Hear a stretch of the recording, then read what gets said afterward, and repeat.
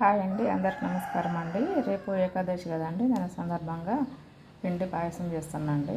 మా ఇంట్లో అయితే మా చిన్నప్పటి నుంచి అయితే ఇదే పాయసం చేసి పెడతారు. మా అమ్మ బియ్యంని లైట్గా వేయించేసి తర్వాత పాలు మరగబెట్టేసి ఈ రవ్వలాగా కొంచెం నూకలాగా వస్తుంది కదా, అందులో పోసి చేస్తుంది అనమాట. నేను ఈరోజు అలా చేసి చూపిస్తానండి. ఇవి కావలసిన పదార్థాలండి, ఇవి సరిపోతాయండి. ముందుగా 2 కప్పుల బియ్యం తీసుకొని ఇవి లైట్గా వేయించుకొని పౌడర్ చేసి పెట్టుకోవాలండి బియ్యంని. తర్వాత పంచదార కూడా పౌడర్ చేసుకోవచ్చు, లేదా నేరుగా కూడా వేసుకోవచ్చు. తగినన్ని పాలు తీసుకోవాలండి. ఇవి జీడిపప్పులు అండి, జీడిపప్పులు ఇంకా వేరే కిస్మిస్లు కూడా కొన్ని యాడ్ చేసుకోవచ్చు. తగినంత నెయ్యి అండి, మన ఇష్టం, ఇది ఆప్షనల్. నెయ్యి వేసుకోవచ్చు, అది ఎవరి ఇష్టం వారిది. ఇదైతే ఇంట్లో చేసిన నెయ్యి.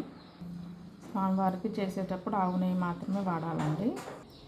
బియ్యము వేయించుకొని పెట్టుకొని మిక్సీ పట్టుకున్నాండి. నేను ఇందులోనే పంచదార కూడా కలిపి పెట్టుకున్నాను అనమాట. అది కూడా కొంచెం లైట్గా మిక్సీ పట్టుకున్న పంచదార అండ్ యాలకులు.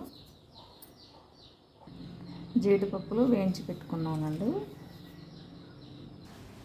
పాయసం ముందుగా పాలు మరిగించుకోవాలండి. పాయసానికి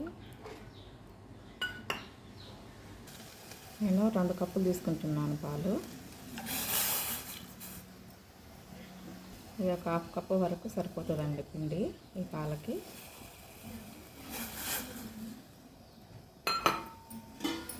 అంతే అండి, కలుపుకోవడము దగ్గర పడేంత వరకు కలుపుకోవాలి.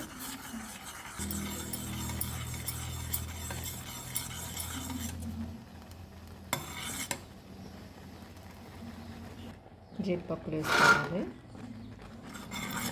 అంతే అండి, చాలా సింపుల్ అండి ఈ ప్రసాదం. అంతే అండి, స్టవ్ కట్టేసుకున్నాను.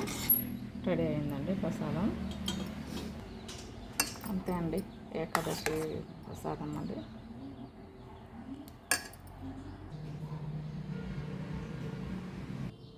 ఇలా గట్టిపడాలండి, దగ్గరికి రావాలి. బౌల్లోకి తీసుకుంటున్నాండి.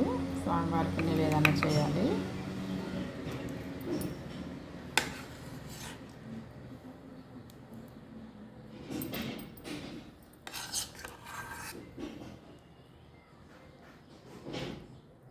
ముఖ్యంగా ఏకాదశి రోజున ఇలా చేస్తారండి, పిండితోటి చేస్తారు.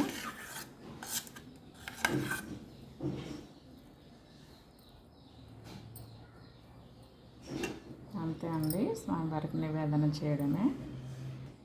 అంతే అండి.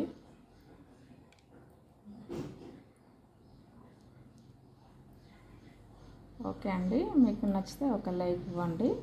మీరు ఇంట్లో చేసుకోండి ప్రసాదము. ఈరోజు సాయంత్రం 5 గంటల 5 నిమిషాల నుంచే ఏకాదశి స్టార్ట్ అవుతుందండి. వీలైతే నైట్ ఉపవాసం ఉండండి. రేపు ఇలా చేసి స్వామివారికి నివేదన చేయండి, మీరు తీసుకోండి.